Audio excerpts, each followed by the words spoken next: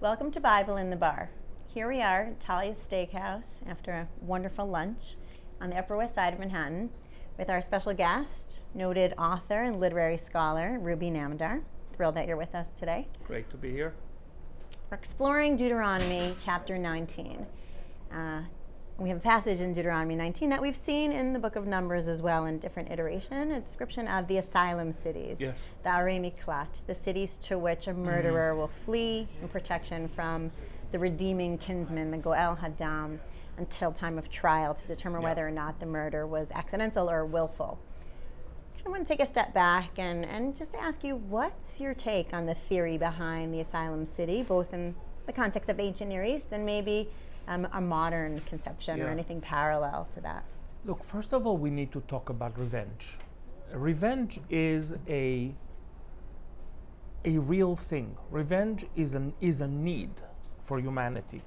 All the theories and theologies that try to do away with the idea of revenge, in my opinion, are divorced from a very deep need in human nature to set the record straight, to recreate the cosmic balance of justice.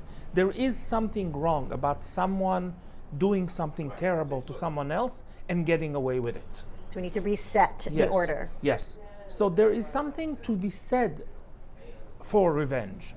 It is not just bad. It is every justice notion that we have. At the bottom of it, you will find the idea of revenge. Then, we purify it, we symbolize it, we do things, abstract it, ritualize it. Yeah, but it's based on revenge.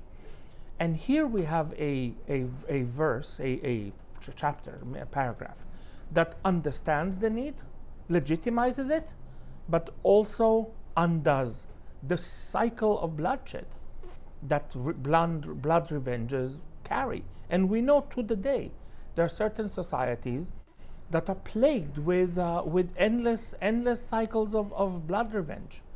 So it's a very interesting way in which the Bible acknowledges the need or the costume that it is just, but also gives people an out of this vicious cycle.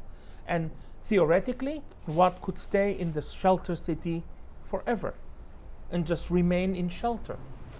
And I think it could be a wonderful metaphor to many things, social but also personal, allowing a certain part of society or us as individuals to exist, to feel, to be human, and to be safe, to create a certain safe space for us, even the criminal side in you, but somewhere that you could hide it, that it's not constantly pursued.